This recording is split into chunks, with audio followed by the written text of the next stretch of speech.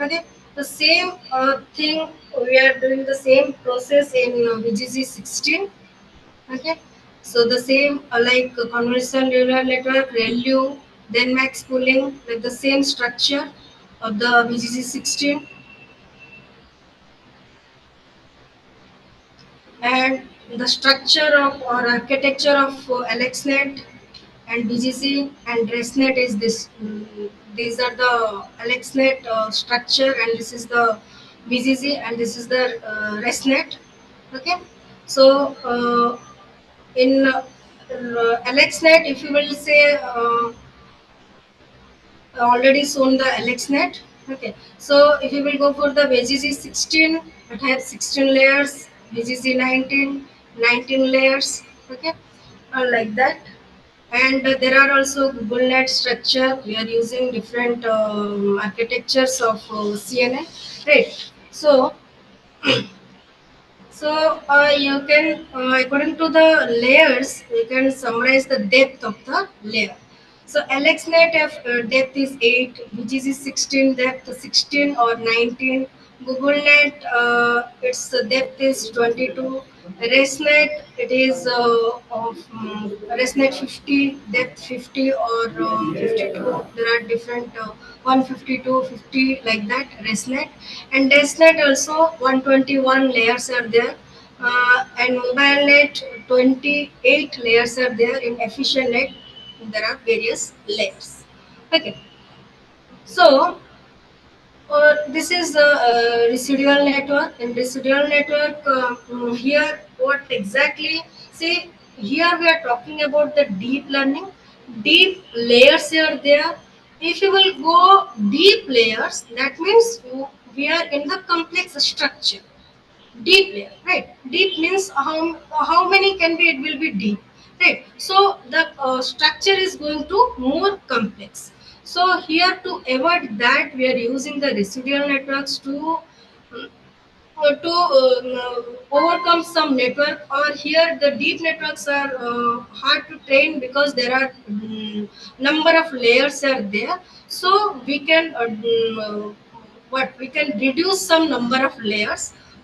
That's why it's known as the residual network. Example also we will see later on what is the residual exactly what we are doing with some research work I will show you.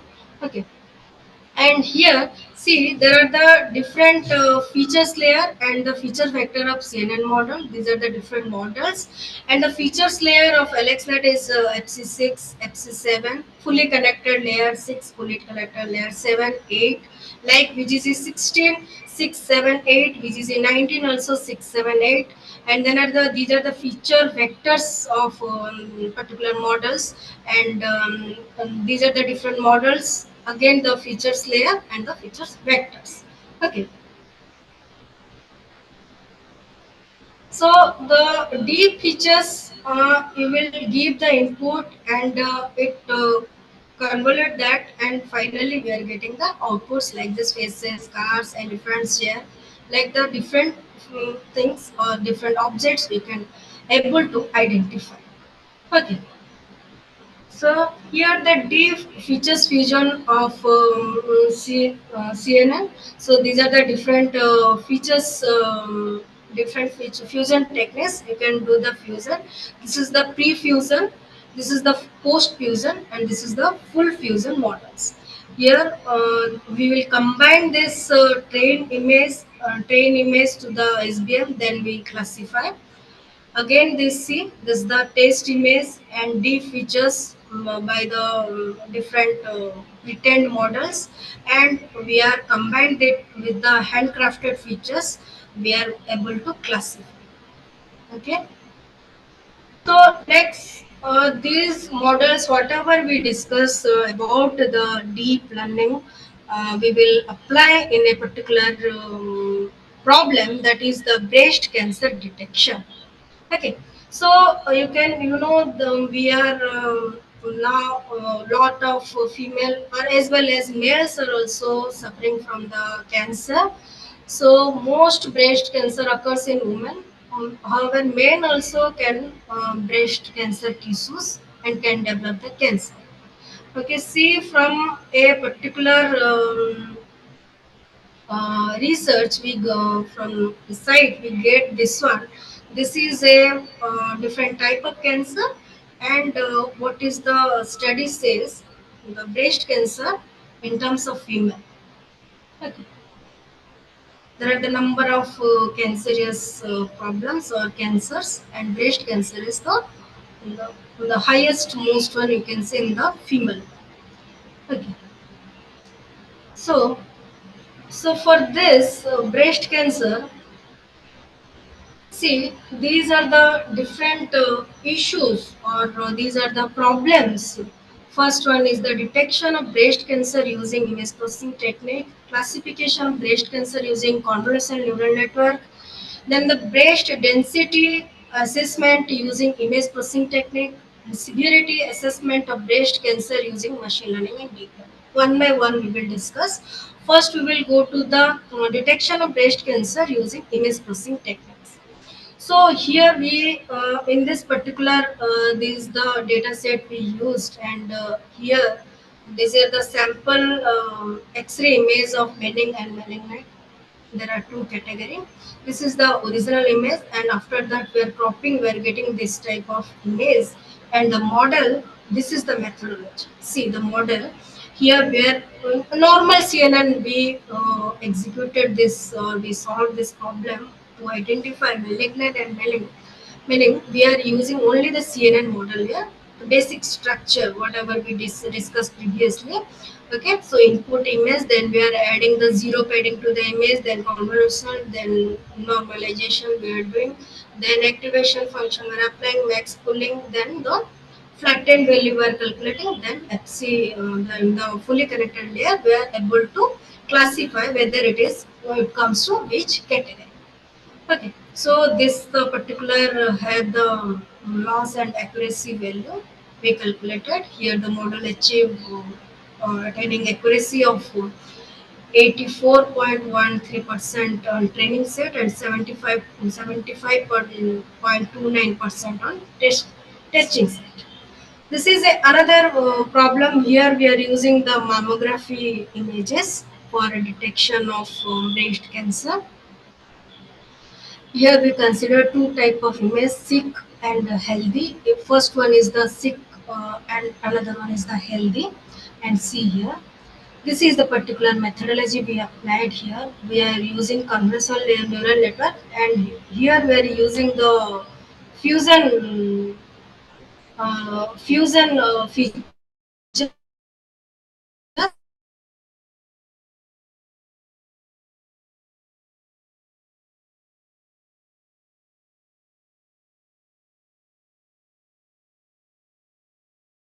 Here we will consider FC7 and FC8 inputting this.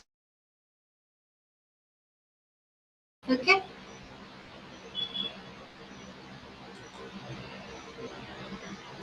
Okay, so in that particular problem, we applied we fusion this XC6, XC7, this like that, and with LXNet, VGG16, VGG19.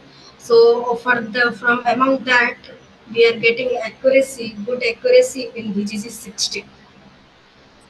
Okay, so the same whatever we discussed that in VGG16 we got the good result.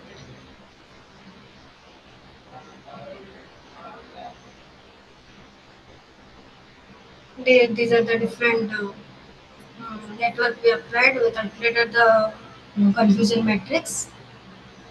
Another problem is there breast cancer segmentation using attention based deep learning neural network, sorry, deep neural network. So here we are taking the histopathologic images, and the marks value is like this. And here, see the methodology here, nothing else. It's only a UNet.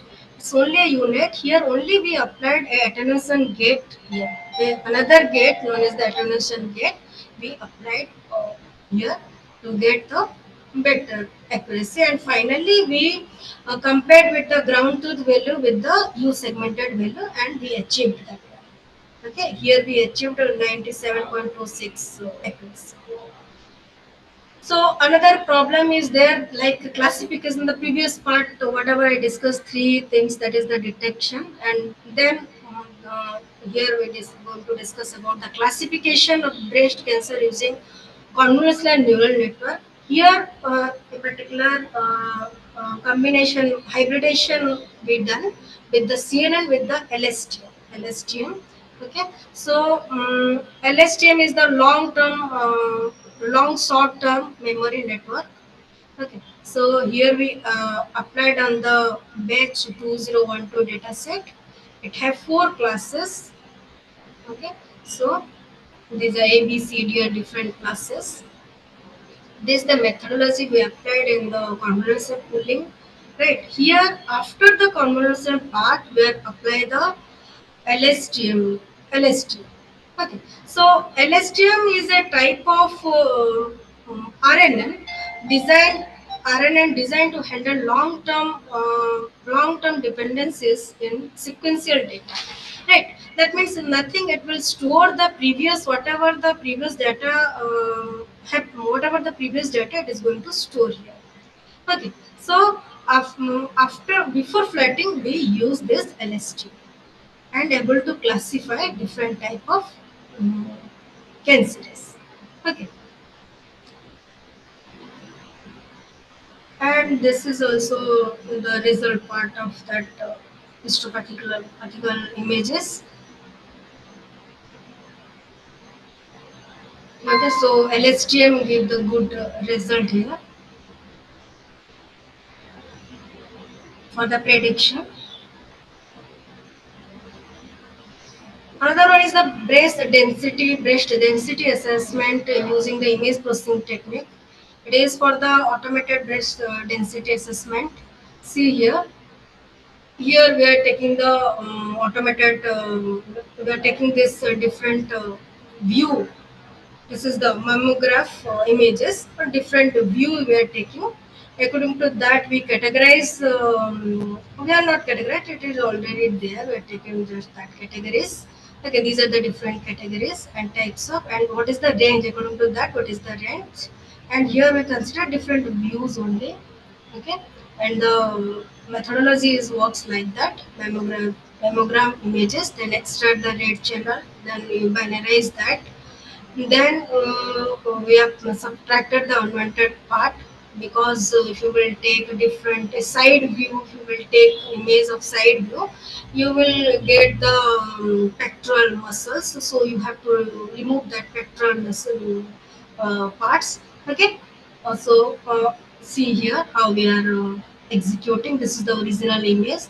We converted into the grayscale, then the binarized form. Binarized form, after binarized, what is the unwanted part? This is a particular seed, and this is the pectoral muscles. We are extracting that first.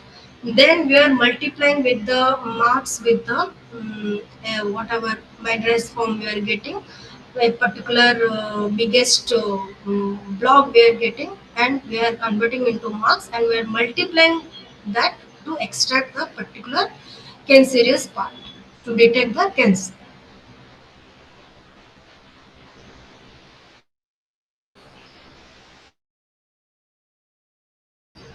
Okay, this is about different data sets.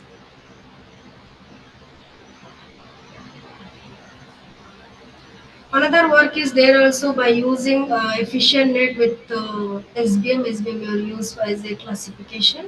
There's the different category of breast mass. We categorize that according to that number of images we taken. After that, the number of images we are apply the clay processing into that. Okay. So we are applying here also some augmentation value. Here some augmented value. This is without augmentation, and this is after augmentation. We are getting such values, and the augmentation value are like rotate the original image and flipping. Like these are the different augmentation process to increase the data set, because we are applying a large data set. We have to collect the large data set. So here we apply the this particular input image and to the efficient net. We apply to the efficient net, and after that, for the classification, we use here SBI.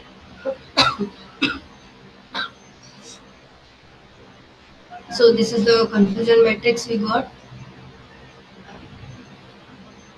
Okay, so another work is there also for the severity assessment of the breast cancer.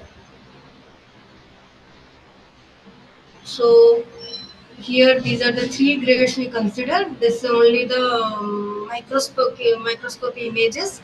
It's 4x, 10x. It's the size equal to the size we consider. Okay, we consider different sizes. Okay, so the three grades, and we are doing the same thing approaches. And here also we are approaching transfer learning. Transfer learning, nothing in the pretend network. If you will apply some machine learning, it will convert into the transfer learning. Okay, and the deep learning approaches also we applied.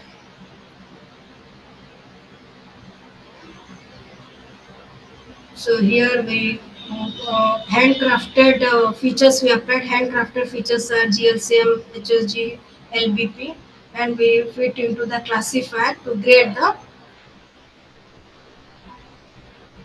right. So this the result we are getting.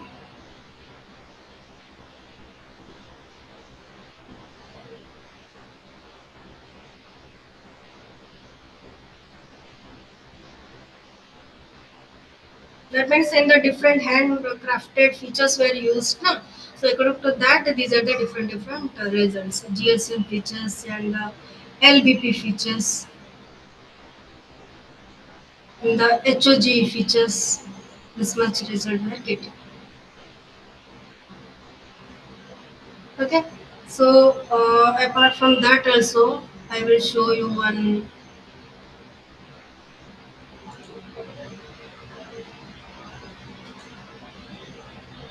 See, I'm running one program.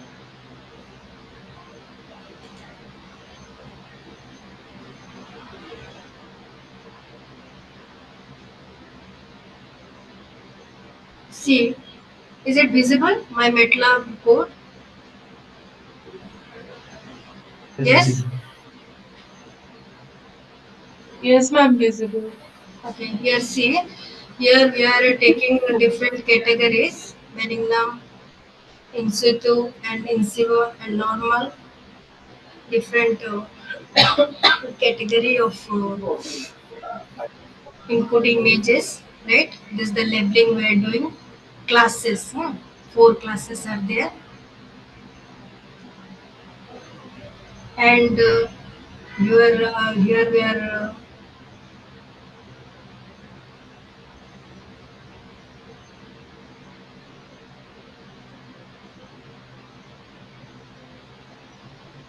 we are taking the mini batch is 14 for the test features. See,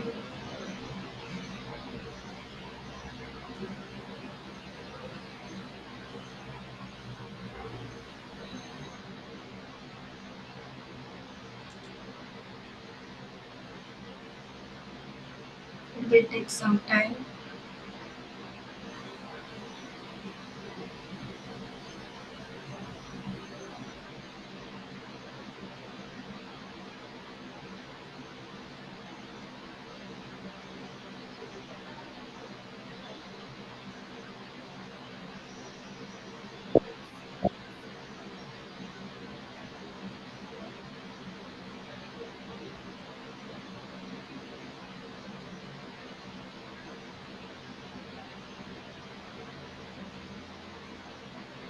Here we're considering, see here the features FC6 features layer.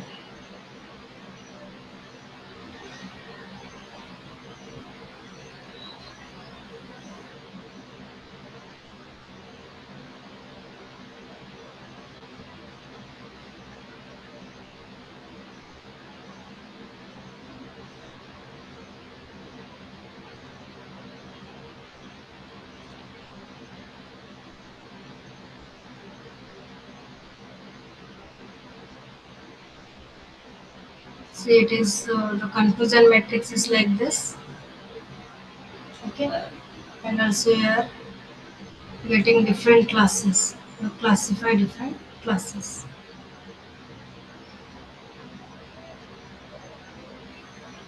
According to the confusion matrix, you can class it which from which class it comes.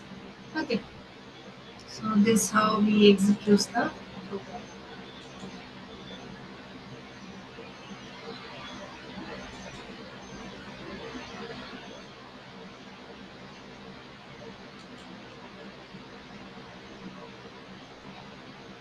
Okay, I hope you understand something from my slide.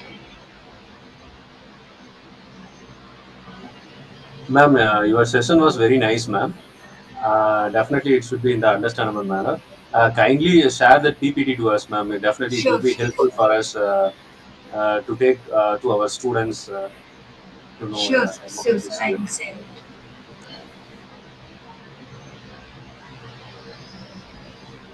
Any queries? Ma'am, in one of your research works, you told about the fusion approach. So, what is the idea behind the fusion and what is the methodology, how the fusion is being carried out?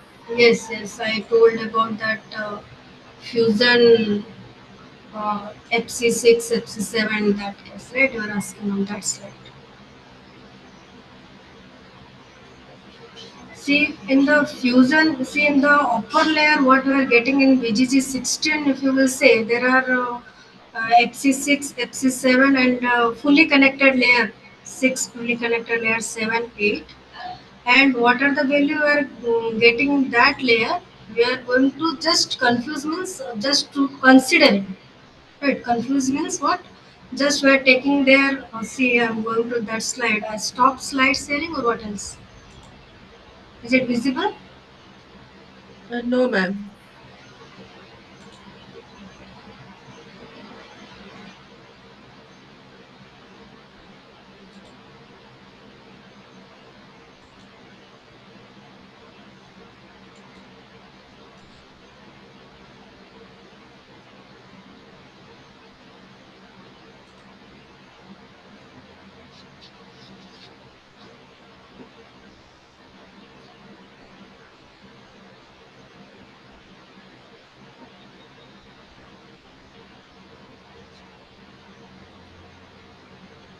Is it visible my slide?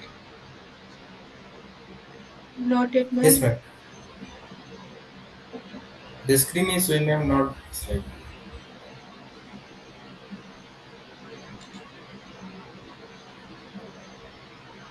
Now it's visible. In this case, we are asking na. Here is the feature fusion layer we are upping. Fusion layer is this one is the fusion layer. Okay. In every model, you have the fully connected model, right? The last model, we are getting the fully connected model. So, at whatever we discuss in BGG 16, LexNet, BGG 19, ResNet, whatever you consider, there are the fully connected layers are there. Okay. So, if you will go for the pretend architecture only, you can understand. Otherwise, you will see what I am saying is something not related. But if you will deeply go to the architecture of particular network, convolutional neural network, then there are the fully connected layers are there, like FC6, FC7, and FC8. Here, just only we how to consider or how, see here we are using the SBM layer. This is the outer layer to get the classification. Before Mhm. classification, we are doing the fusions. Okay, so to how to give input to the classification, that depends on the fusion techniques. That means the fusion feature fusion in deep learning combines the features from different layer, or you can say the different modularity or network branches to create more compressive between to represent. Okay,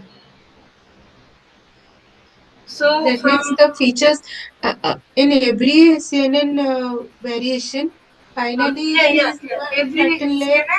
Every CNN there are the variation. That means in the yearly fusion is there, right? Early fusion, late fusion, fusion intermediate also, there are a lot of things are there.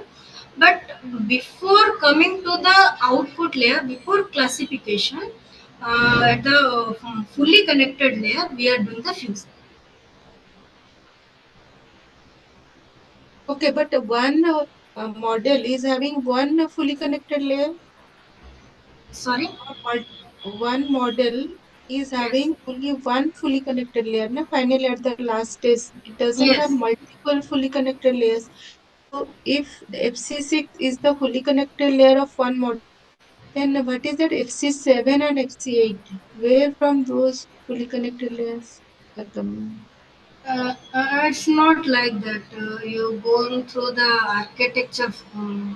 If you will go to the architecture, then only you can understand whatever you discuss this architecture.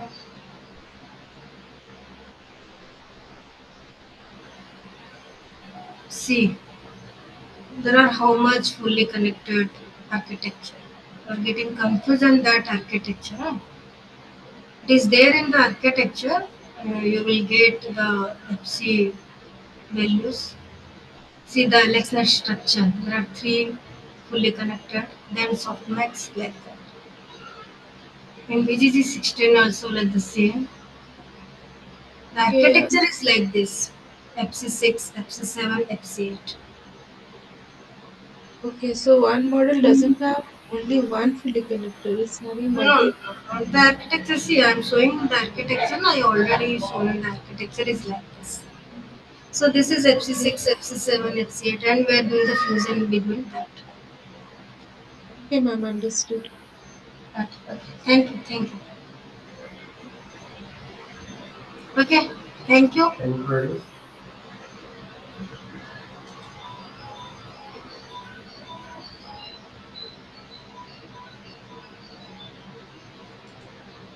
Okay. Yeah. Any other queries or shall we stop here? Ma'am, just maybe before you showed on architecture, ma'am. In that architecture, at the end, you used SVM.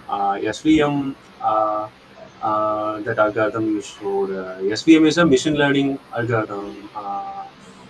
Ma'am, why we are using that machine learning algorithm at the end of that deep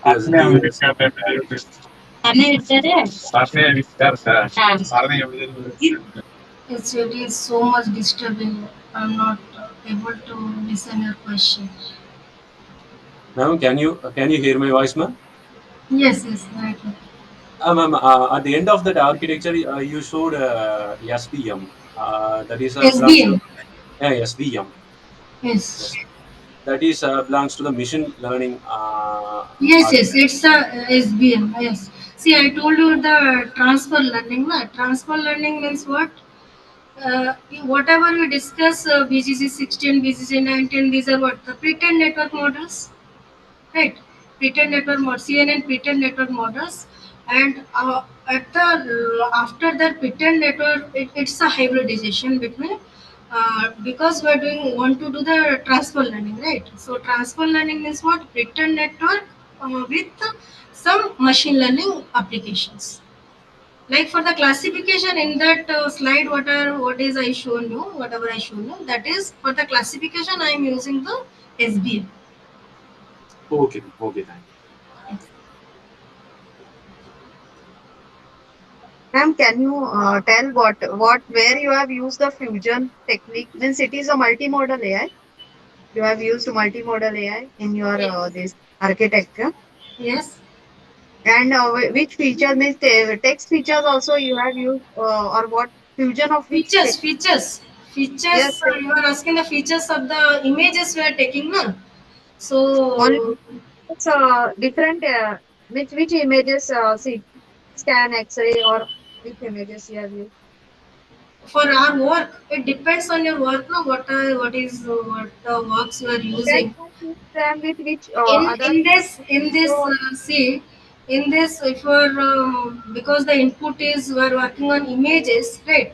So the images are features like edges, you are calculating the edges value, right? Because for the cancerous detection, we are taking the image value and we are applying some like edge detection techniques, edges, um, and apart from that also if you are using that what deep features in deep learning, the deep features like blurriness, edges, these are the features. But two modalities which you are using, means different modalities, which two modalities you are using, that I'm asking. Oh, Which two what? different modalities? Hello. Modalities. Sorry for interruption, ma'am. The I am session is not already able over. to understand your question. Two Sorry. different modalities, madam. Two different modalities you must be fusing, no? So which different modalities you are using in the work? In which work, there are different work I shown you. Uh,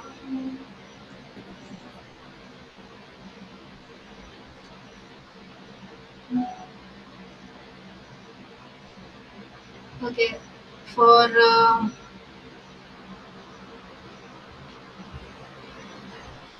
Sorry for interruption, ma'am. The session is already over. The next session is going to start.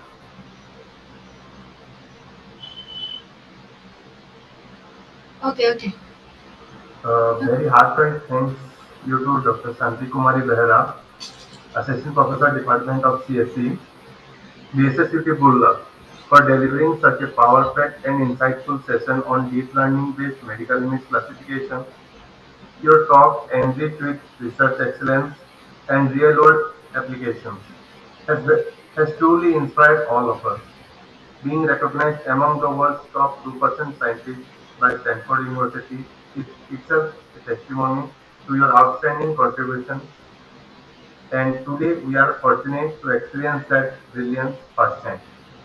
On behalf of the entire FDP team and participants, we sincerely appreciate the time, effort, and passion you shared with us. Thank you Thank once you. again, ma'am, for making this session so impactful and motivating.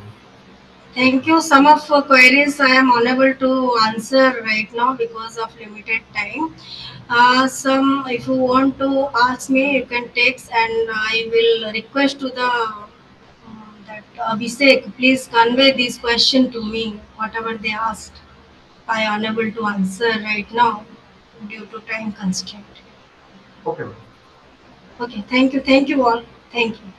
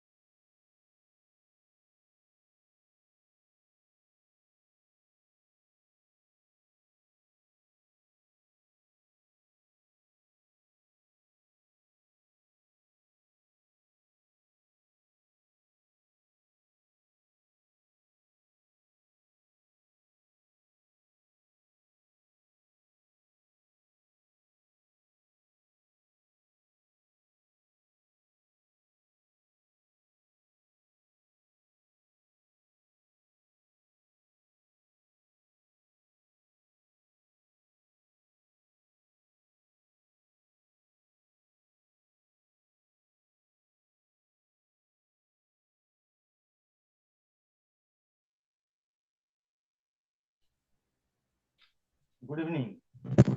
Are you audible? Hello.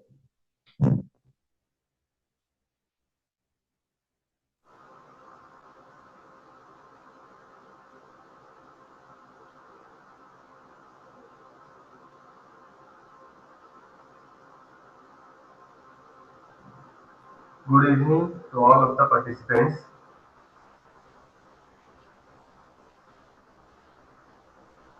Abhishek, Sir, am I audible? yes, sir. Shall we start? Yes, sir. Good evening to all the participants. It's gives me immense pleasure to introduce the esteemed speaker for today, session 11, on the topic brain tumor detection using deep learning techniques. Our expert for the session is Dr. Nilamani Bhoi, Associate Professor in the Department of Electronics and Communication Engineering, DSSUT, Burla. He brings with him more than 20 years of rich academic and research experience in the field of electronics and communication. Doctor Boi has a distinguished academician background, holds in BE from the University College of Engineering, ME from Jadavpur University, Kolkata, and PhD from the National Institute of Technology, Rourkela. His specialization lies in image processing, and his techniques expertise span across digital image and speech processing, analog electronics, digital electronics, artificial intelligence, soft computing, and video processing. He has guided several PhD and MTech scholars in advanced areas of image processing, biomedical image analysis, and machine learning. His research contributes including publication in reputed international journals, with his recent work focusing on robust physics clustering and self-sequence physics clustering approach for image segmentation. Professor Boy has been actively engaged in FDPs, workshops, and research consultations, contributing significantly to the academic and research ecosystem. His current research interests include medical image processing, AI-based image segmentation, and deep learning applications in healthcare, which directly align with today's session topic. We are privileged to him with us today to enlighten us on the advanced application of deep learning in brain tumor detection, a subject of immense importance in both academia and healthcare innovation. The session is yours, sir. Thank you, Abhishek, for nice introduction. Um, good evening, everyone. I'm going to start the topic on brain tumor detection using deep learning.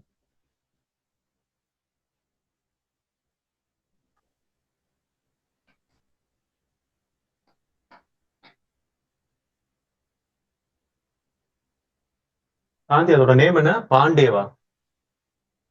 பண்டி பண்டிகை.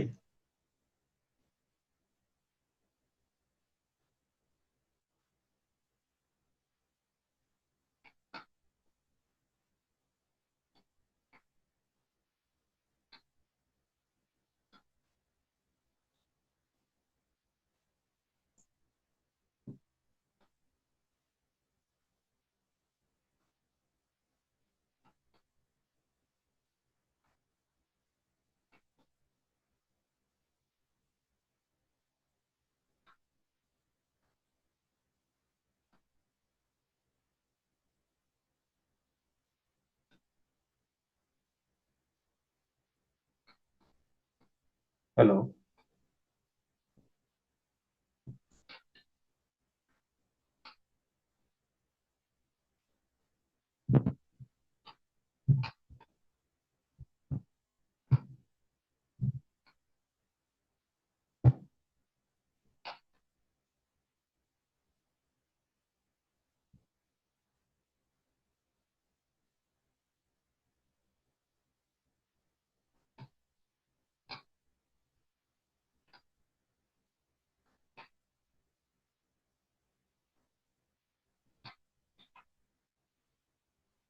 Okay. As you know, brain tumor detection using deep learning is an important for image classification or detection. Here it contains the basically deep learning network, which is the advanced neural network, and it is applied for the image classification or the segmentation problem. So here, not only the brain tumor, it the deep learning can also be used for any kind of image classification. For example, classification of different types of flowers, classification of different types of fruits. In that area, also you can use the deep learning. Here, specifically, we have used the deep learning for brain tumor detection. So, proceeding further, first of all, we know what is a tumor. It is it is an abnormal growth of the cells of a mass which can continuously divide, and it can uncontrollably go beyond uh, a certain limit. So that tumor, the different types of tumors we have, and those are basically categorized into benign and malignant type. In the benign tumor, which is a non-cancerous type, and it develops slowly and slowly and remains localized, and it start growing further. But the malignant tumor is a cancerous type, and it's grow very rapidly, and it can invade the surrounding tissues, damage the surrounding tissues, and it grows uncontrollably. So for that, there are different diagnosis mechanisms are there. One of them is imaging technique. Various imaging techniques like X-ray, CT scan, MRI, ultrasound, PET scan are in MQ. Rather, also we have a biopsy type, which is an invasion type, histological examination, and this is doctor experts is needed for it. There are many blood tests which we call as the tumor marker for the diagnosis of the disease. For these all these cases, though we diagnose the disease, but accurately detection is not possible in the naked eye, even in the microscope also. So for that purpose, we take the help of the signal processing techniques, the image processing techniques, and we choose the image which are the CT scan or the MRI image for the detection of the brain tumor. So the CT, which is computer tomography, which is a radiation type of kind of environment where we get the CT image, and that is specifically limited to the bone tumor, lung tumors, and the liver tumors. But the magnetic resonance imaging, where it is actually collected in the non-radiating environment and specifically used for the brain tumors and the spinal tumors or the soft tissue tumors. So what is the region? What is the region that we only choose the MRI image for the brain tumors? Further discussion from that, we can very clear that why we actually use the MRI for brain tumor tests.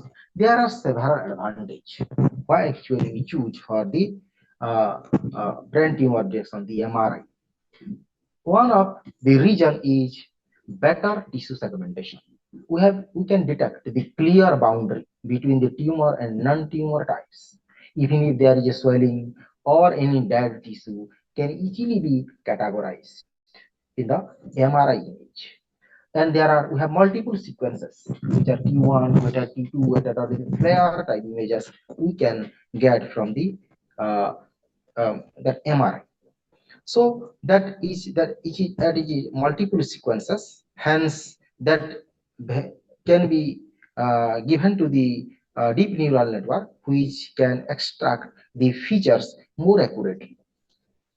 Then also we have standard database available, like BRAT-TOS or TCGA, TCIA. These are the standard databases available, and we can train our network. After training, we can test the real-time data. If once it is tested, we have got the several the accuracy up to 90% or 98% accuracy. So in that case, if we achieve better accuracy with the training, we can take the real-time data and then we can test it, which will be helpful for the doctors for the diagnosis of the disease. So that sequences of the images can be is available in the database, and there are various type of actual tumor, uh, that is glioma or meningioma, the pituitary type of tumor, where you can very easily see from the images. So these images, I have shown three types of uh, tumors of the brain tumor: glioma, meningioma, and pituitary tumor. So these are all present in the database along with their ground truths where actually the tumor is detected. So using that, we can train our neural network, deep neural network, so to say, to detect the disease. So one part is the detection, where the tumor lies, where is the boundary, what are the regions of the tumor, and the second part is the classification. We can classify the different types of uh, diseases like glioma or meningioma or pituitary. So what kind of network we should use? There are many networks. Which network is best for the detection? If you want to detect only the boundary, the portions where the it is affected, the that is the tumor is affected region, and what type of network we should use for the purpose of classification for tumor or non-tumor or malignant type of tumor or the benign type of tumor. So for that, which network we should use, or in case if we like to choose the regions, then what kind of neural network or the deep learning network we should take for detecting very accurately. So for the classification type or for the detection type, binary classification say either tumor or non-tumor type or different types of tumor, whether it is glioma or meningioma or pituitary type of tumor, what kind of network we should choose? There are many networks. So we can choose for the purpose of classification the simple convolutional neural network for the binary classification as well as with different type of tumors also. Then other networks are again available, which are the variation of the convolutional neural network, which is the transfer learning. That means the network is already being trained with certain kind of say uh, uh, images, and then it has already been trained with the images, then so less image is required for the training. That's why such kind of networks can be VGG16, ResNet, Inception, DenseNet, or EfficientNet. So these kind of networks can also be used for the purpose of classification. Now, coming to only segmentation, if we want only a boundary, the tumor boundary, not the whole region, or not only the classification, in certain cases, only to detect the region where it is infected, whether large region or a small region is being infected. In that case, what kind of network we should use for that kind of segmentation? Only to detect the tumor boundary. So such kind of deep network, if you choose, that can be categorized as UNet, 3D net, attention unit, residual unit, or dense unit, being the U shape of the network. Where in the network we have the contraction, the expansion kind of facility, where the original resolution can be restored. So for the precision boundary location, we use this network. Attention network or the residual unit or dense unit can be also used. That we will discuss later on. What are the different type of structure actually? All are, so to say, it is simply a neural network. And there are many layers which are the convolutional layer. They are simply oriented in a different fashion.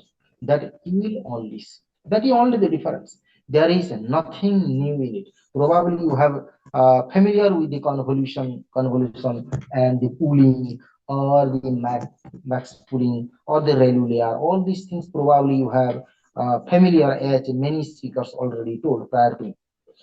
So those are actually hello, hello. Anybody is talking something? No, sir. Please continue, sir. Okay. Uh,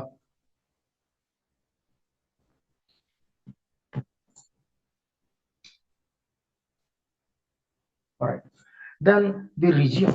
In order to localize, find out the region, we want a region that can be further feed for the classification. That means if we apply single neural network, deep network for the detection as well as the classification, that may fail. So first of all, we detect the region, the boundary, all the regions, and then that can be applied to a separate deep network for the better classification. And there are also clustering techniques. So that can also be fit for the clustering technique for whether it is actually the tumor or not. So those can be faster RCNN, a yellow, which is you look only once, right? Or a mask RCNN. So these are the deep neural networks which can be used for localizing the tumors. Now, entering into the depth of it, we'll see what is actually the convolutional neural network. Edge. So your slide. Hello.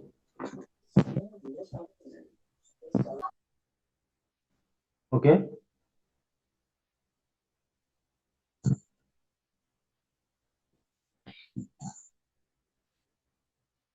Now, brain tumor detection using convolutional neural network. As already many people have told probably about the what is a convolutional layer, right? What is a convolution? We actually convolve a mask on the layer 3 cross 3, 1 cross 1, or 5 cross 5, or 7 cross 7. Basically, a low pass filtering operation, so to say. That actually being done uh, for detecting the features, the smooth regions, as well as the edges and the boundaries. Then we go for the dimensional reduction, what we call as the pooling layer, where the dimension is reduced. So why not we directly apply the pooling layer on the direct image? That is because if you directly apply on the image, then smooth regions and that the edges regions, they may overlap. Because of that, it were well distinguished from the smooth regions and the edge regions that actually we first perform the convolution operation. We take the mask 3 cross 3, or so to say 5 cross 5, or 7 over 7 for performing the convolution operation. Now, after there is a ReLU layer, all rectified linear unit. Probably you have already familiar with it. So now these are the series of layers. Then there is a fully connected layer, and we have input layer, the hidden layer, and the output layer. There is a binary classification. There is two output. There is a tumor and no tumor. And if there are many outputs, say many classifications, 4 or 5 classifications, we have 4 output. We put some threshold on it, and from that threshold, we distinguish that what is the tumor or no tumor, or what type of tumor it is. So prior to the input layer, we have a flattened layer. We make it one dimensional. What we call it the flattened layer.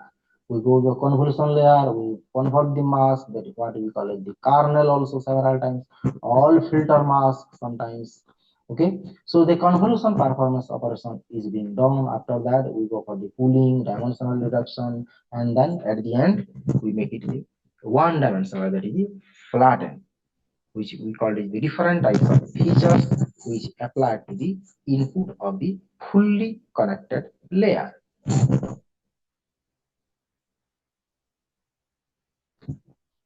Now this is again same thing, the classification type. We have set different threshold, 0.3, 0.2, 0.4, or 0.9. one example, and we have a fully connected layer in between the convolutional layer. So here again we have the input, again same thing, the convolution and the ReLU or the pooling, all this dimensional reduction, then flattening, that is making one dimensional applied to the input of the fully connected layer. There are four separate outputs. So based on the output, the type of outputs, the types of output we choose what should be the number in the number of neurons at the output of the deep neural network. Now these are some variations where actually we use the transfer learning. The prior uh, simple convolutional neural network, we directly apply the raw image, all types of image in the database that I have told you, DRATS, TS, or CI, whatever may be, the images that we apply to the CNN. But in VGGs or specified 16, a specific type of convolutional network, neural network. Here also we have convolution layer and then the pooling layer and then fully connected layer. But it is apply the transfer learning capability as the neural network is already being tagged with certain type of images. For example, if we are able to classify the car and the model already being trained with the truck, then those are also the automobiles have already been trained. So that network can be used for the fewer number of images can be used for the training of that network. So that can very easily detect the car if we use that network for the training. So here we have a 13 convolutional layer and 3 fully connected layers. This VGG stands for Visual Geometry Group, being invented in the Oxford University lab, and 16 is the number of layers. And based on that, if there are other variations of the also VGG, and VGG 60 is specifically used for tumor classification. Now, it's constitute, if you look the VGG 16, at the beginning we have two convolutions, and then subsequently more convolution. Why it is so? Where we use fewer convolution at the beginning, and then the more number of convolution for further. At early stage, we apply the raw images, and the images corners are quite visible. So to extract the features, fewer convolution is sufficient. We use the simple convolution, pure convolution to capture the features. But as we go deeper, after the dimensional reduction or the pooling type kind of things, that you can see that dimension being reduced. If the dimension is reduced, the image size becomes less. So in a less size image, the smooth regions and the edges, the textures are not quite prominent. So as they are not quite prominent, that's why we use more convolutional layers to well differentiate the smooth and the texture regions. So for that purpose, we use more convolutional layer to get the complex representation. So if you see these are all same things, the convolution and then pooling, again the dense, yani the fully connected layers. Three fully connected layers are used here.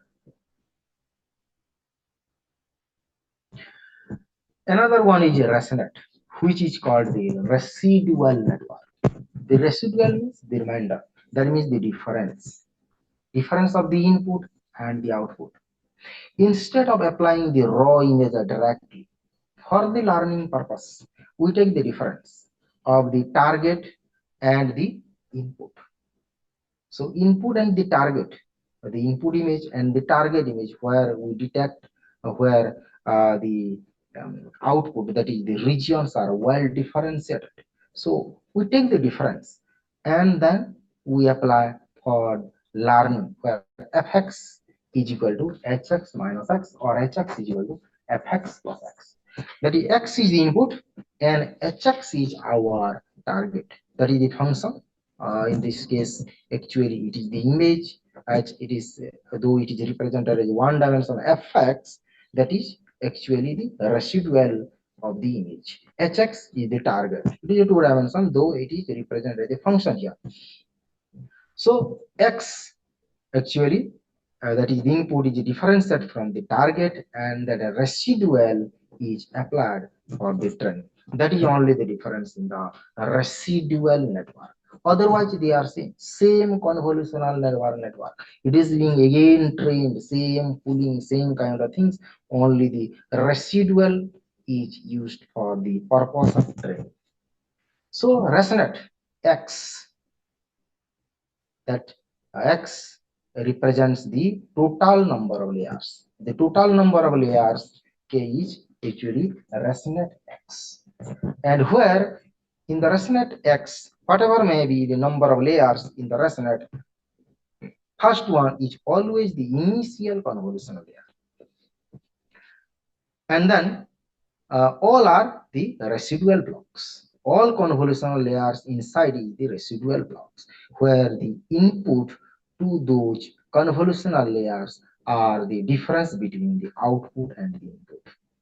And then there is a finally fully connected layer at the output.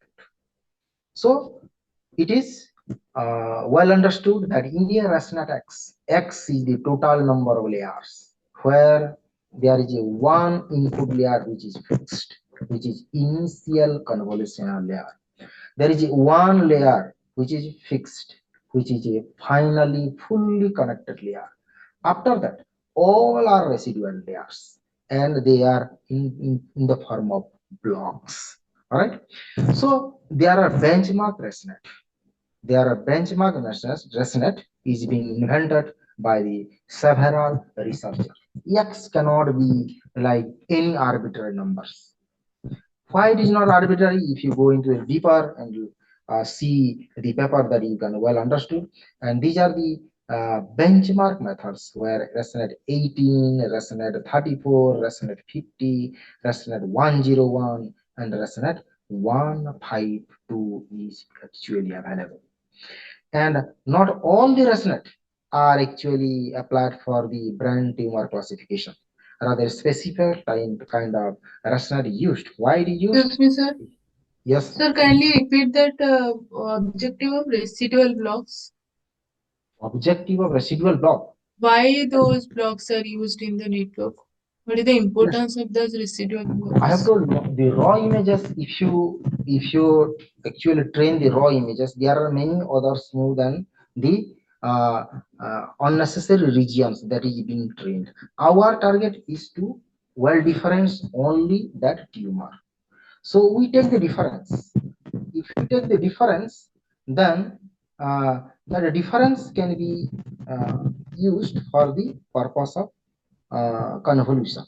If you train the difference, then it can well understood that this person has got the tumor regions because it is vacant.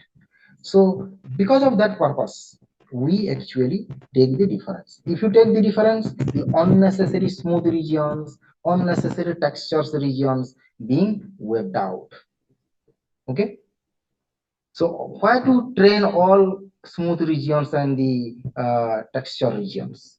We only try to concentrate where the actually the tumor regions is present. So for that purpose, we actually use the residual block. Take the difference of the input and the target, right? Okay, sir. Also, the resonate 18, you see the 18, when you talk of 18, as I have told you, there is only one single initial convolutional layer. And I have told you that convolutional layer are well differentiating the texture and the smooth region. That is first important. So then only we can take the difference. Unless we differentiate the smooth and texture regions and the tumor regions, or the any swelling regions very prominently, then we cannot take the difference. If you take the difference, then probably the tumor regions may not be well differentiated. The residual being have no purpose at all. So other residual blocks, there are 8 blocks. In the each blocks we have two convolutions there. So total 16 layers, and if you add 1, 16, and 1, it will be 18. So there are 18 layers, so to say. Similarly, resonate 34. We have one layer is fixed. At the end, there is a fully connected layer. All we have a 16 blocks. Each blocks have two convolution layers, and one extra layer is there, and that is total 33, which is makes you 34. Resonate 34. Similarly, in resonate 50, we have initial convolutional layer, one convolutional layer, and other 16 blocks, which is 3 convolution layers, which is equal to 48, and there is one which is fully connected layer. So total is 50, resonate 50, and then 101. There is one initial convolutional layer, one fully connected layer, and there are 33 blocks, and each blocks have 3 convolutions, which is equal to 90, which constitute 1 plus 99 plus 1 gives you 101. Similarly, 152, one initial layer, one fully connected layer, 3 blocks with 3 convolutions, which are 9 layers. There are 8 blocks, 36 blocks. All these are well differentiated, and total will give you 150. So not all are used for, they have several purposes. For the uh, low level of classification, we use ResNet 18 and 34. For high level classification, we use ResNet 152. And being computationally complex, one resonate one to being a lot of convolutions. That's why this is computationally complex and generally avoided for the tumor classification. We can use that, there's no issue, but generally we use a resonate 5 generally for tumor detection, because it provides a great balance between depth, accuracy, and efficiency. So being efficient and with the depth, we actually solve our purpose with the ResNet 50. It's not that we achieve the higher accuracy with the ResNet 50. That's why does not mean that we cannot use beyond it. We can use beyond ResNet 50 also, but the accuracy that we achieve are not well differentiated. That means the region, a boundary can be well differentiated in the ResNet 50. So if we can get with the resonant 50, why should you go for beyond resonant 50? That is only the reason why we stop at resonant 50 only. Now coming to inception, this is a separate kind of neural network. So to say, it is a wider network instead of the deep network. So as we go proceed further, we will understand why that is the inception actually. So here, these same convolutional layer we use, and with the convolution is 1 cross 1, 1 cross 3, or 5 cross 5. They are in parallel. Why we use in parallel? To extract the fine and the coarse features. Say the images, the tumors, in some images they are big, and in some images they are small. If they are big, that can be well um, achieved with higher mass convolution. If it is of less size, say small size, then the 3 cross 3 convolution or 5 cross 5 convolution will pass it. So we need say 1 cross 1 convolution to detect a small size tumor. So as we have in the data set, we have a large number of images with different types of different size tumors, small, big.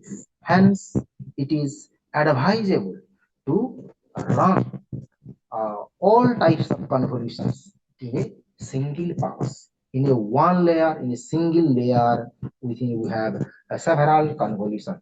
1 cross 1 convolution, 3 cross 3 convolution, or 5 cross 5 convolution in one layer. So they are in parallel. That means all convolution is performed on the all types of images. And our purpose is to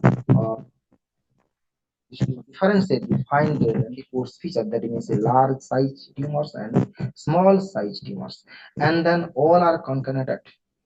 The first layer, after getting the features, it is passed to the next layer. So if you see the diagram of this, this is can be a inception layer, where the previous layer is passed to the next layer with 1 cross 1 convolution, 3 cross 3 convolution, or 5 cross 5 convolution with some max. Now, if you want to reduce the dimensions, then prior to 3 cross 3 convolution, you can have 1 cross 1 convolution. And prior to 5 cross 5 convolution, again you can have 1 cross 1 convolution. So for that, you can reduce the dimensions. And at the output, we have the size, or the tensor has got less size. So for that, actually we use in inception, and it is the purpose, as you say, you have a series of convolution in a single layer. That is the objective. Now there are variants. The inception has got their variants. Like VGG has got their variants. The Russellot have got their variants. Inception has also will have variants. The first variant is Inception V1, is actually called as Google Net. Probably many of you have heard what is a Google Net. That is simply Inception version 1. And that is base paper is in 2014, going deeper with convolutions. That is the Google Net.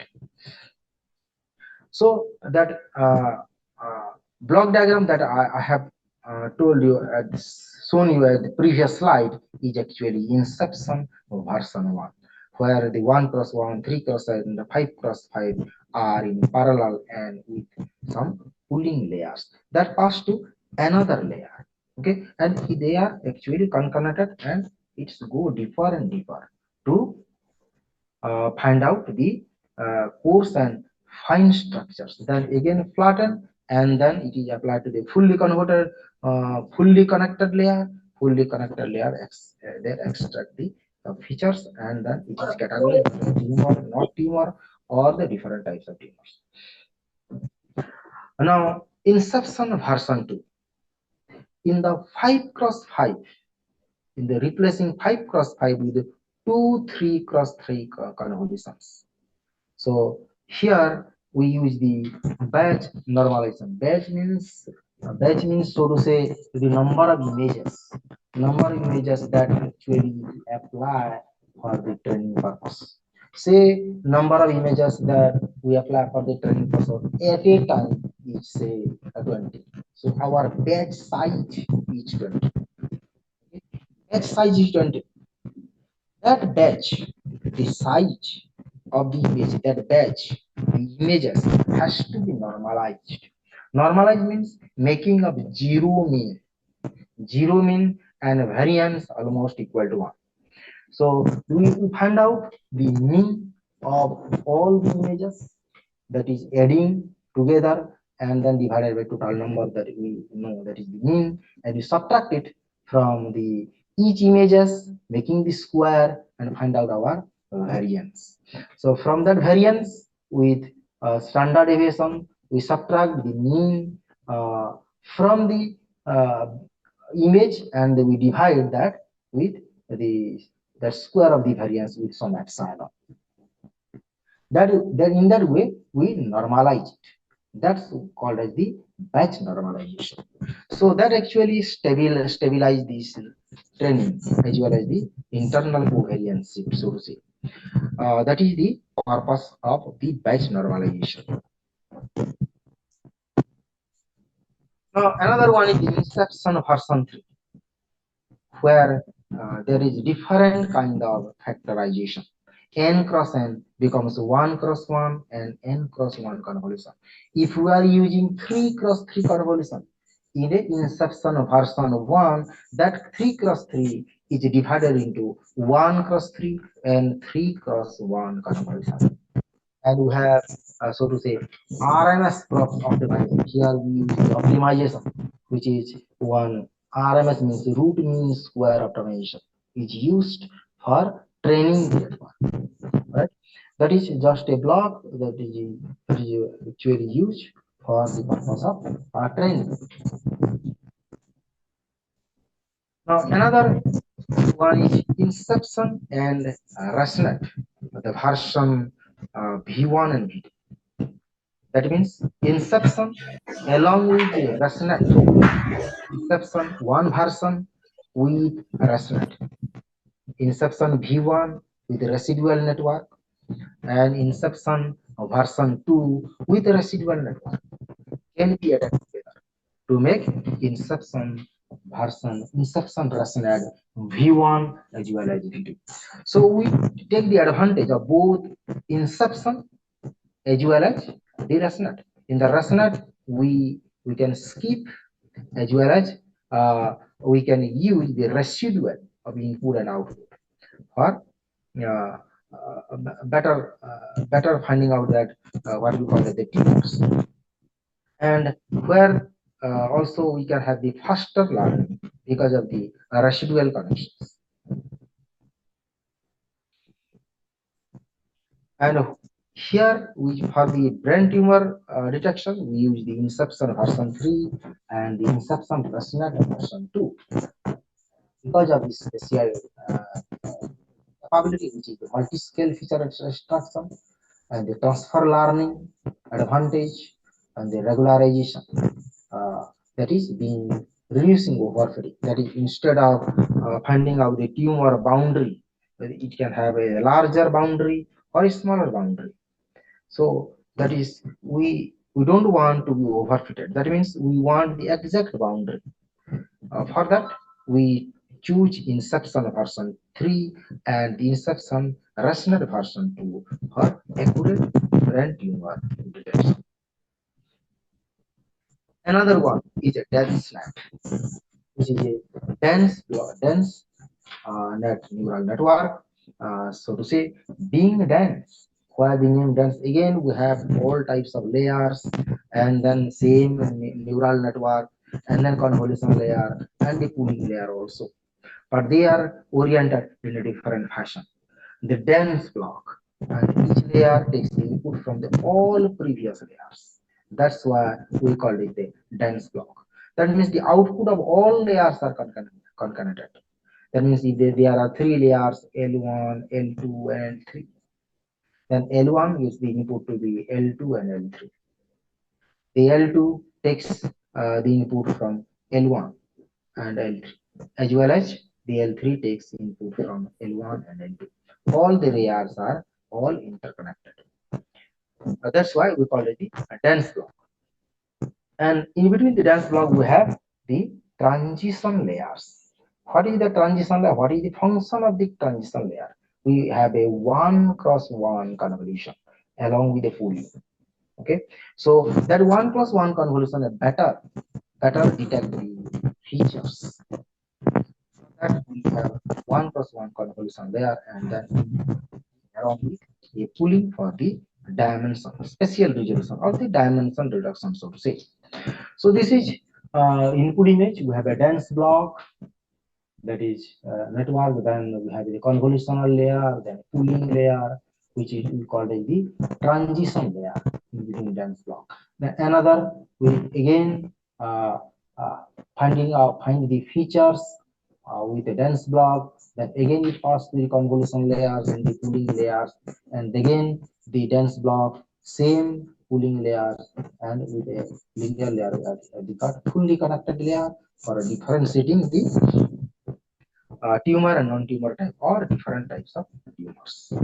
So this is dense because they are all interconnected. That's why we call it the dense. But same things all you see there, the convolution and the all kinds of things. only they are reoriented in a different fashion. Another one is the efficient method, which again classify the tumor or non-tumor type. So here we use the MB curve, which is the full form of the mobile inverted bottleneck convolution, and one or six that refers to the expansion. It is one, there is no expansion of the features, and if sorry the channel, and if MB convolution 6, then the channels are expanded by a factor of 6. So convolution 3 cross 3, we have initial convolution always, then the convolution 1 with 3 cross 3, same, we expand the channels to 6, and then series of convolution, and at the end we get the feature max applied to, that is 7 cross 7, 320 is one of the example. We take the image of 224 cross 224 with 3 cross 3 convolution layer.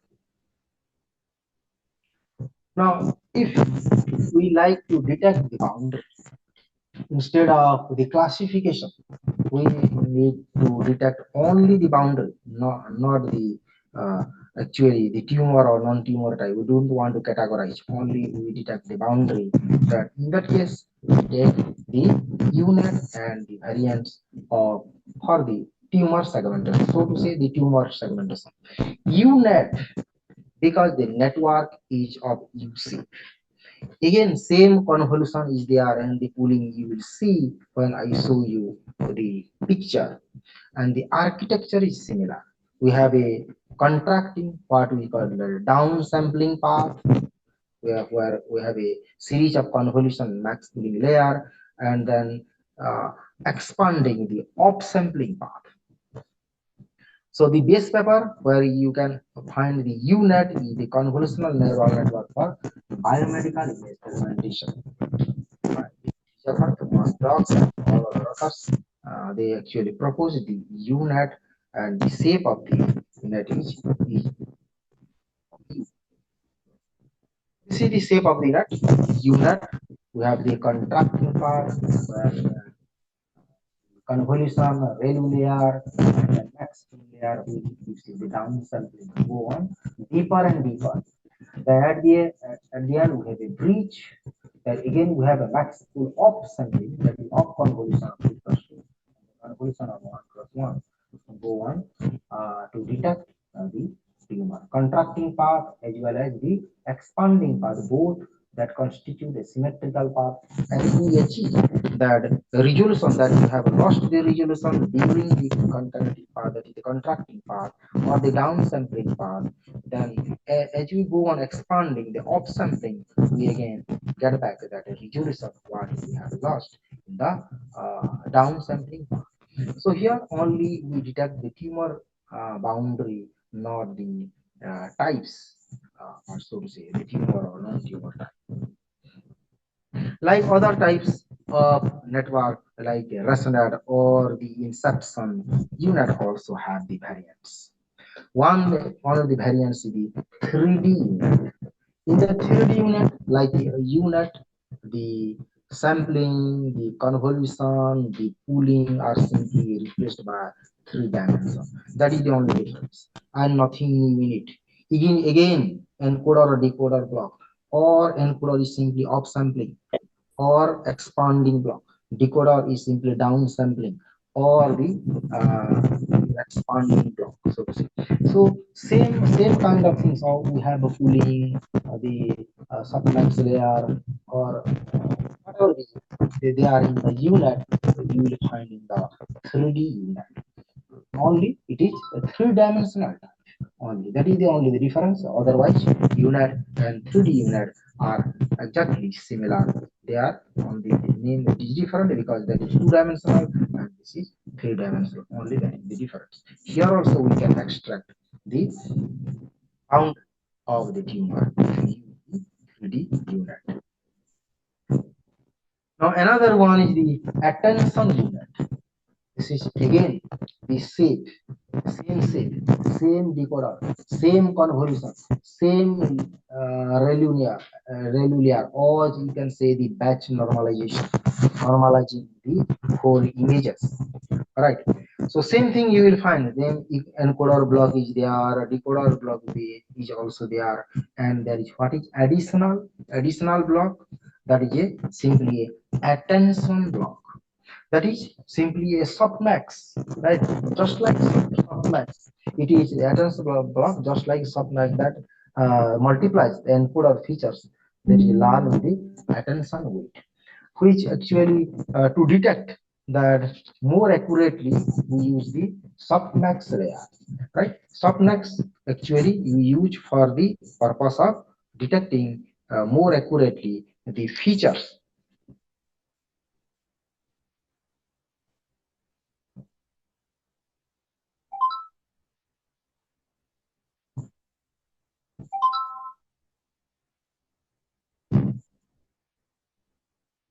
Just 1 minute.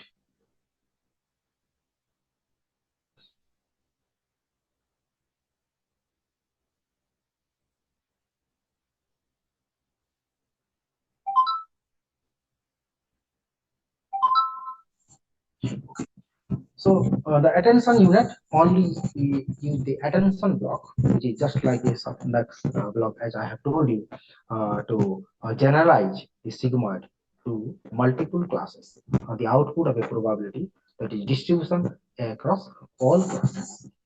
So for that, actually you use the attention block. Otherwise, all are same convolution, ReLU layer, max pooling, and we have everything up sampling, down sampling, everything is same as that of the UNAT. Now another one is the residual UNAT. Again, we have the residual net. Earlier that we have studied residual net, and here we have residual UNAT. Residual unit have the same U types structure, and it uses the residual. That is the difference between the input and the target. We apply the residual to that convolutional layer. So that is the difference between the output and the input. So this is also takes the advantage of both the unit as well as the residual. So what are the advantages that I have shown you in the slides? We have an encoder and decoder structures, which actually regain that the resolution which has been lost during downsampling. Also, it can reconstruct the original structure being symmetrical. We have encoder and decoder. We can apply the skip connection. That means if it is a match, unnecessary taking the more convolution, you can directly go to the output. That is the why we call it the skip connection. That is the advantage of the UNet. And so to say, in the residual, instead of a raw image, we take the residual. The our difference of input and output is applied to the convolutional layer. That is the difference. So that actually prevents vanishing the gradients, and this allows identity functions and also makes the training more stable, and we have a faster convergence. That's why we take the advantage of the residual net as well as the UNet to get more features from the tumors, and that tumor can be more accurately detected.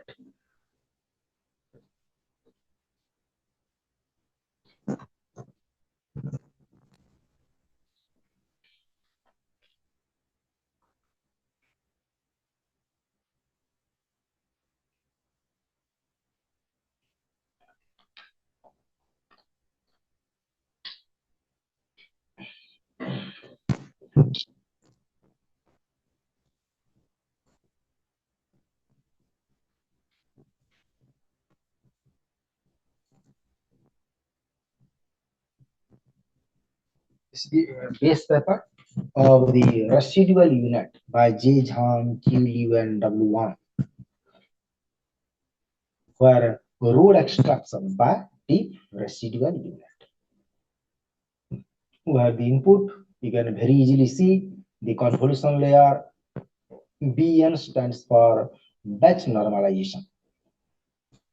ReLU layer, the convolutional layer, and then the addition. That is, HX is added to, FX is added to X to get HX. That is the target. So X, the input is simply added here after convolution to get the target. If the target is matched, that can be skipped directly to the target. So we pass through several convolution layer, value layer in one after another, and the input of each convolution layer is simply difference between the input and the output. So after encoding phase, it goes off sampling, and we regain the features that is being lost during the encoding phase.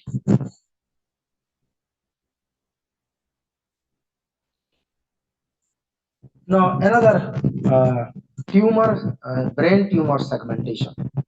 Here the region-based segmentation that can be used for not only brain segmentation. If you want to extract features, any kind of regions if you want to extract, you can use these uh, uh, your RCNN or faster RCNN or yellow.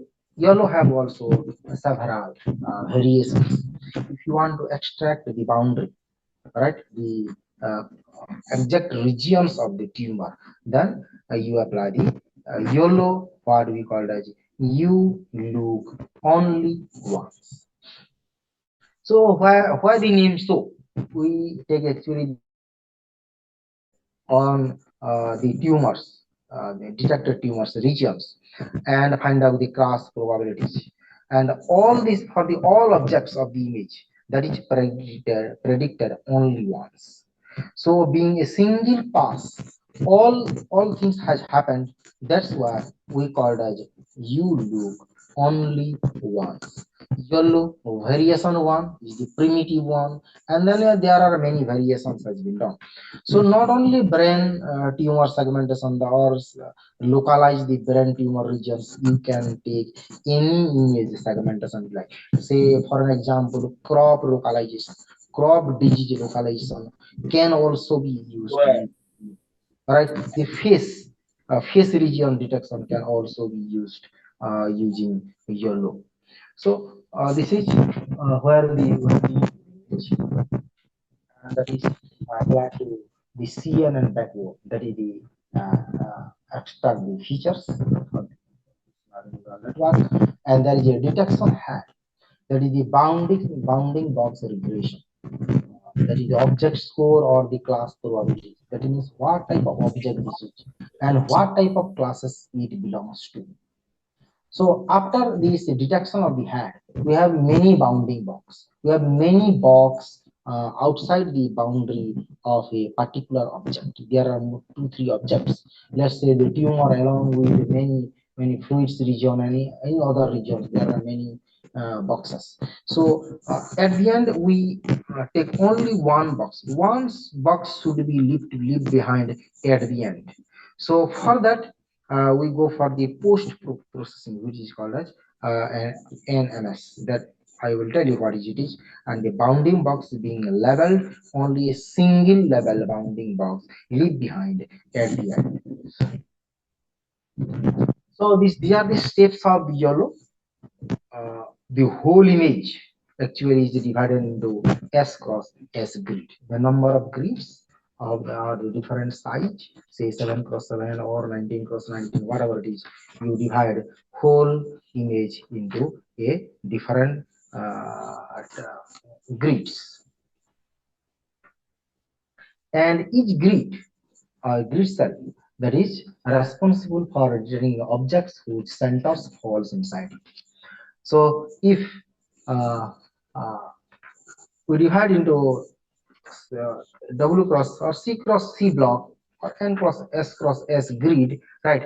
And then we have that apply that bounding box then of this any size x y, right? That x actually indicate the box centers of the coordinates of the offsets, and the wh actually the width and height, width and height of that grid actually, uh, the width and height of the bounding box that we actually apply. XY is the grid and WY is the bounding box of actually that actually we apply on the object. So the probability, the objectness score, that is the probability of the object exists, and the class probability of what the object is, that is actually is calculated. And that after that there is a score, confidence score is calculated, and C being the confidence score that is determined for each bounding box. And that is the confidence score is nothing but the model when it is predicted where the object inside, or how confident is the model about the precision of the bounding box around that object actually is calculated. So we take if the C and S and D, that is they are the fixed, then we can calculate what is the tensor output.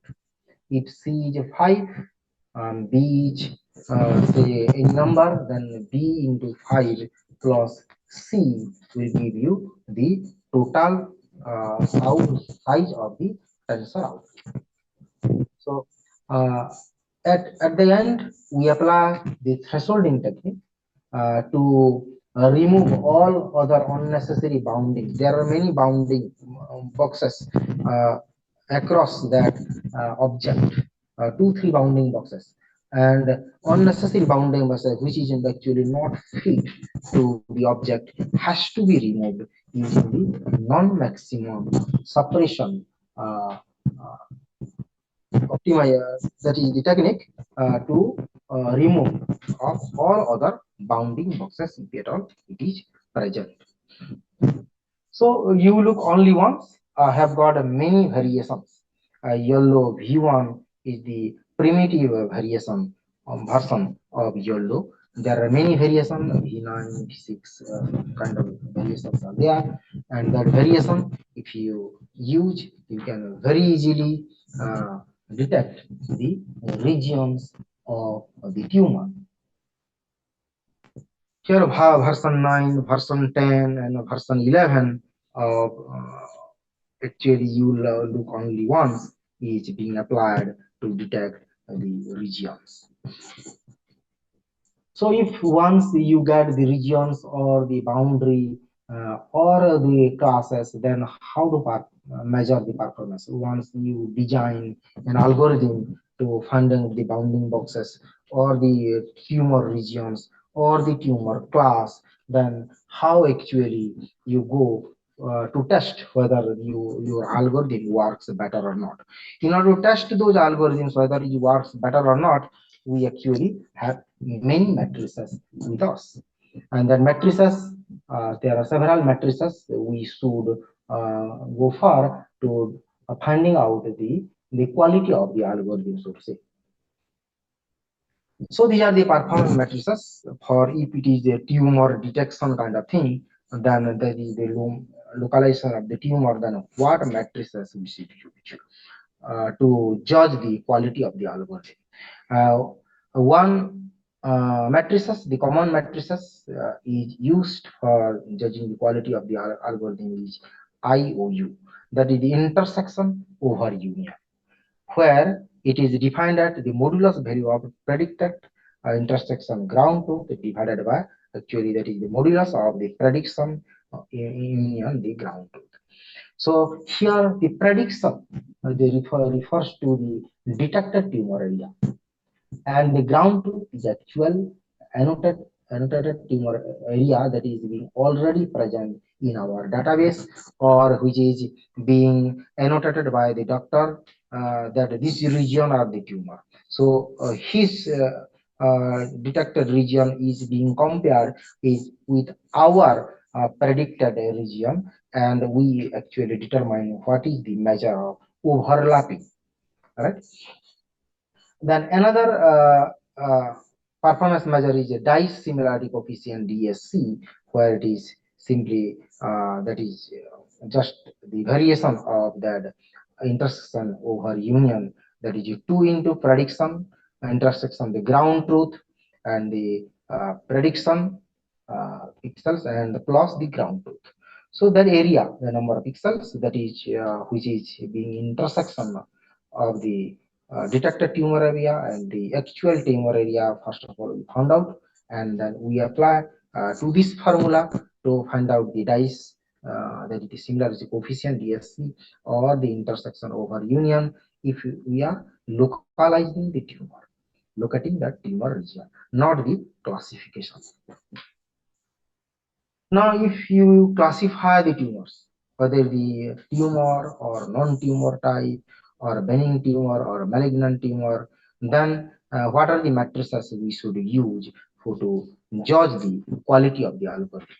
So here the predictions can be judged by accuracy, where accuracy is the TP plus TN divided by TP, TN plus FPFN.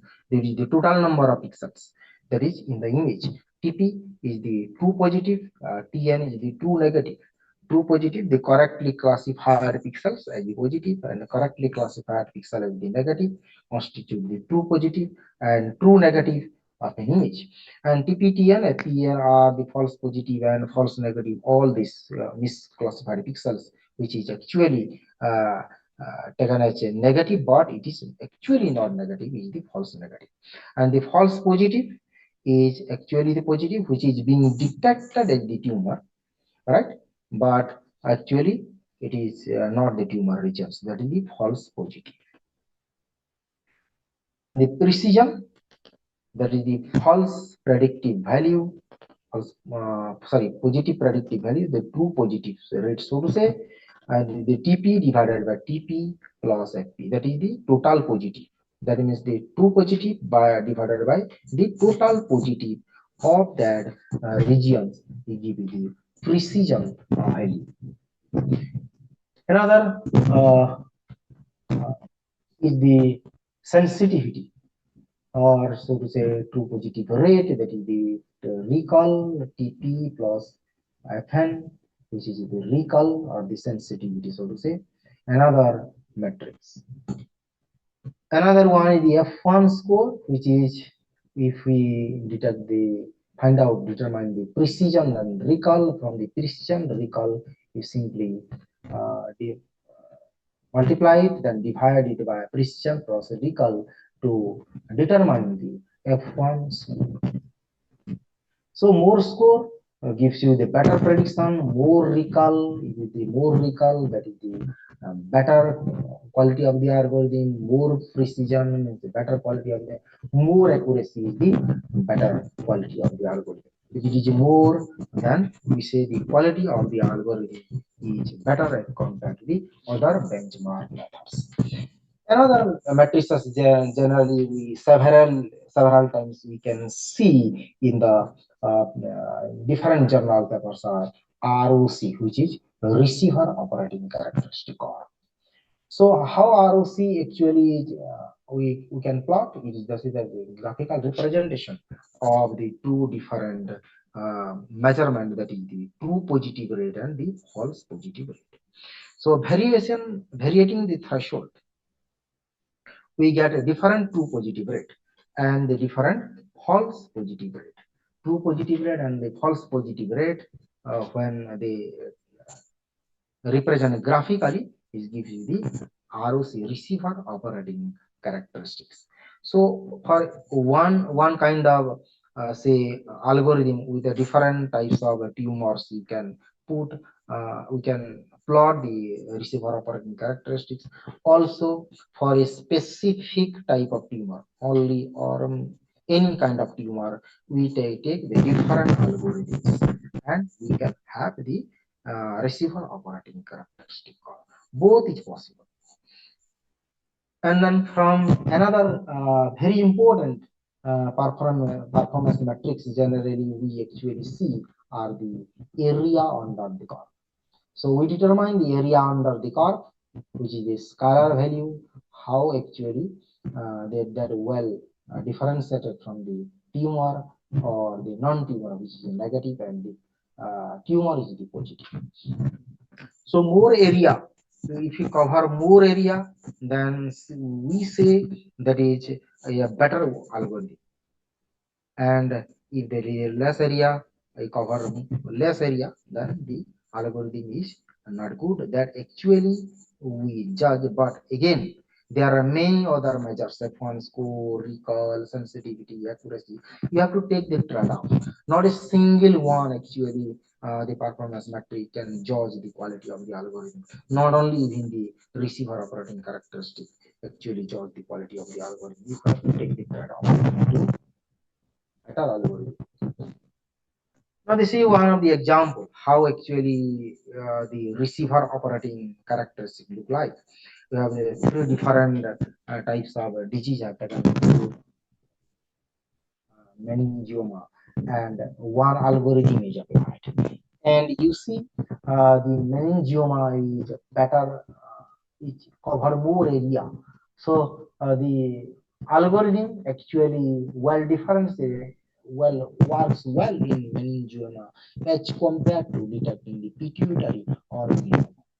So a single algorithm is being applied to different images, and we have plotted the receiver operating characteristics. And here, not only the different images, you can take one different algorithms for one type of disease, that is meningioma or pituitary or glioma or detecting.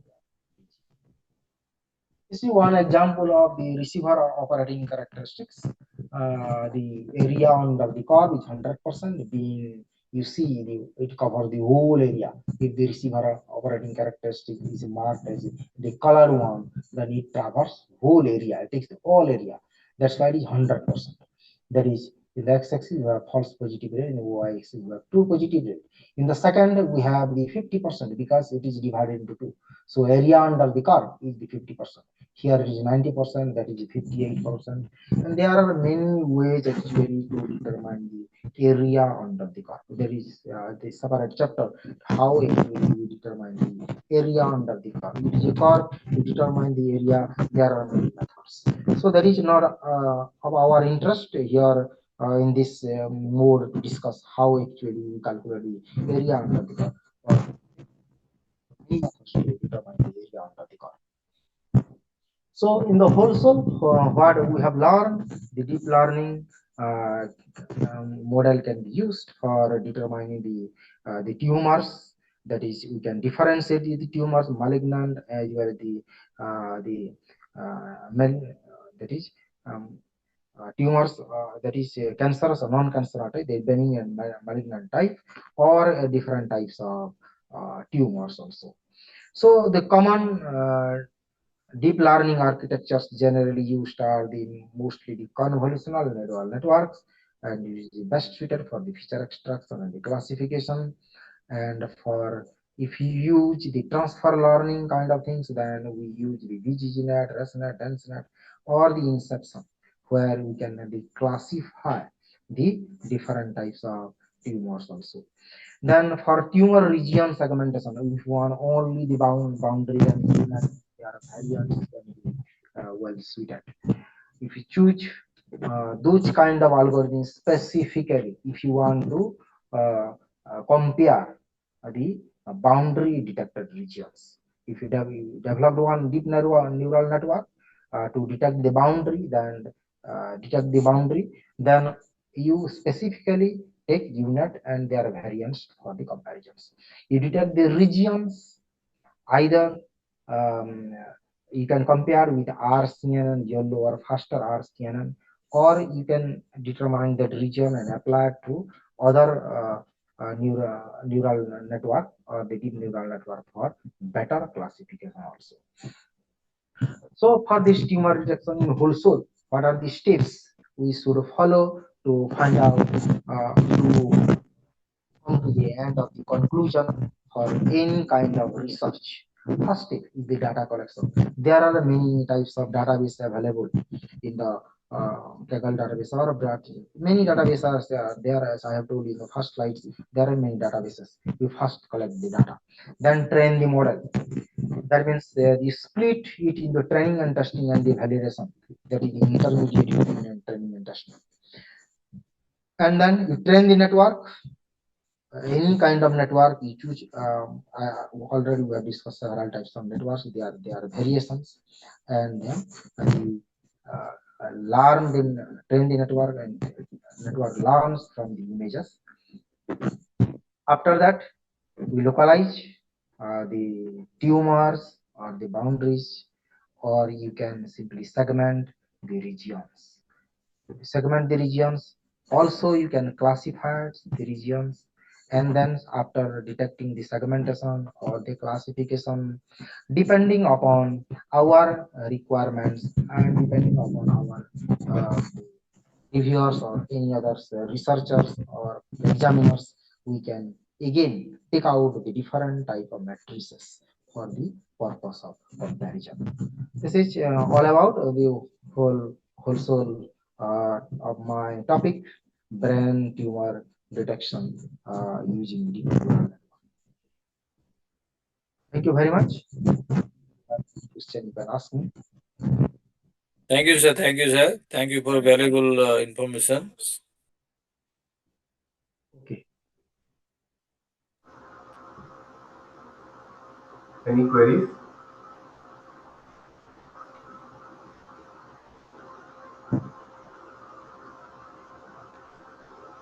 If possible, kindly share the PPT to sir. We can collect it from sir.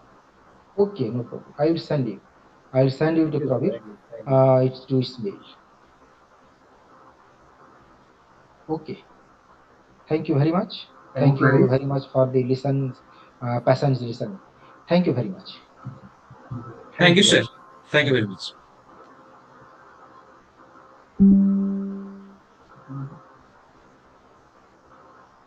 Recording stopped.